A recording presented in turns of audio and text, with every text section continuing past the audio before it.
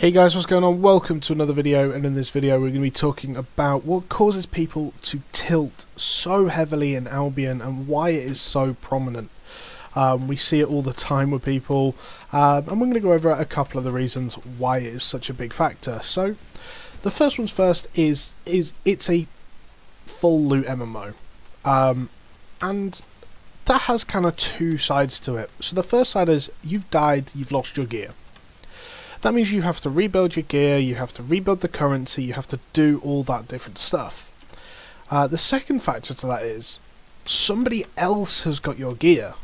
And actually you can see this quite prominently when you're running your new baller weapon, you go into a Hellgate, you die to a team, but it trashes and you see the look of relief on people's faces. It's actually there and it's quite surprising actually. But again, it just shows how much people don't want others to have their gear. So that's a huge factor, and I think that in itself can cause people to tilt.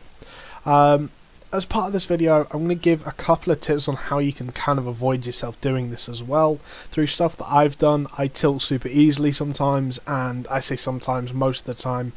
And these are the things I've done to try and stop me from tilting when I die or do something stupid or whatever.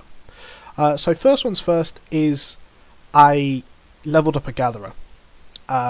It was a nightmare, it was a pain in the neck. I've never liked gathering in any game, but I went out my way, leveled up a gatherer, got it to now able to skin T8, and then shiny T7s, which is high enough for me. I don't really need to push it any higher. I'll naturally get a little bit higher as I start skinning stuff anyway, but it allows me to sustain my gear indefinitely.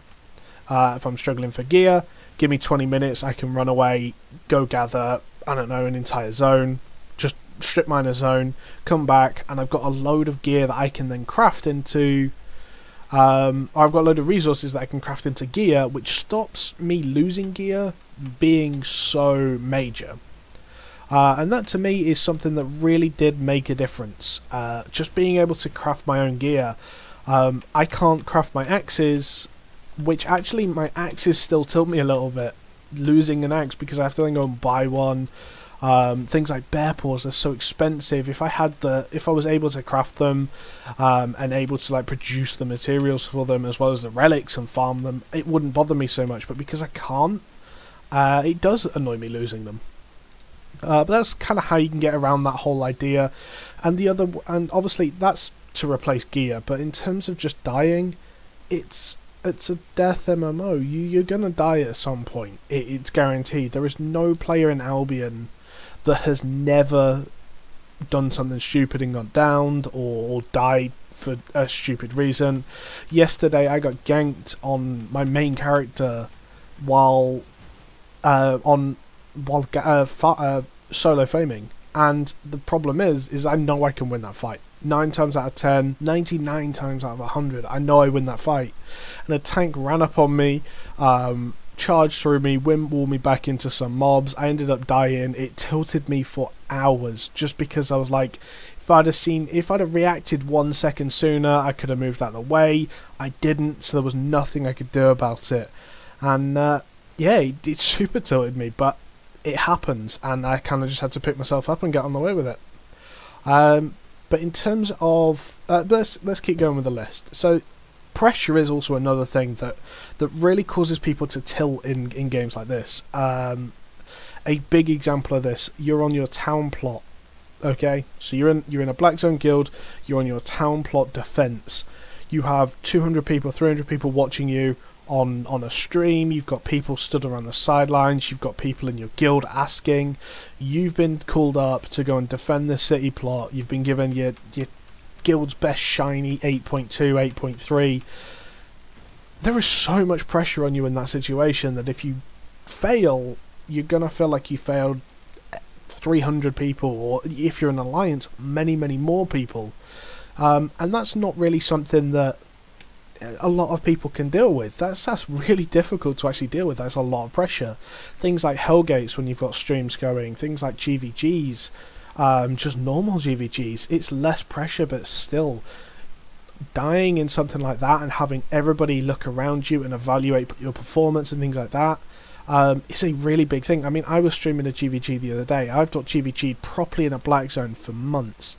And I had people that were picking apart my performance, were saying, oh, he could have done this better, he could have done that better, he could be using this, could be doing that.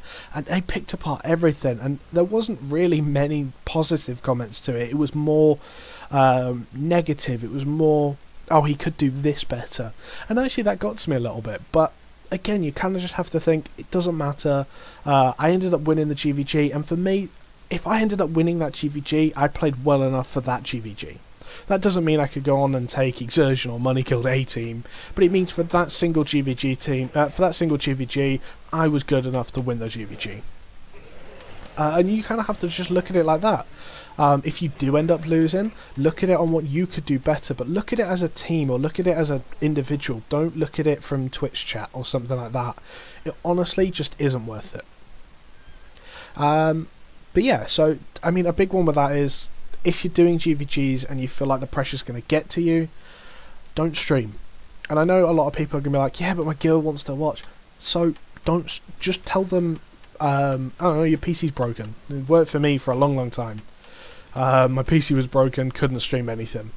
But you don't have to stream, and not streaming, if that gives you less pressure, potentially allows you to play better and tilt less. All of which are good things. No, you're wrong. Everybody loves to watch good GVG streams, me included, but if that's not the situation you're in yet, if you're not confident enough, then don't put yourself in that situation. And other than that, just try not... I mean, dying's really the big one in the game about tilting. In terms of getting ganked, always use it as a learning experience. I got ganked yesterday by 8 Memento Mori, all on dire walls, and I was on a T6 armoured horse. They could surround me from every direction. They could be ahead of me. They could be behind me. They could literally swarm me. There was nothing I was able to do, and unfortunately, I did end up dying from it. What did I learn from that? In fairness, I learned that I was quite close to an exit, and instead of trying to outrun them another way and potentially set something up where I could turn with the people in the zone, I should have just left the zone and then called out that people needed to be careful. It was a lot safer of an option rather than trying to turn the fight. It's just, use them as a learning experience. So guys, hope you've enjoyed the video. It's just a quick short one. I'm going to be recording quite a few videos today, so my voice is definitely going to be hurting. But thanks for watching, and catch you later. Goodbye.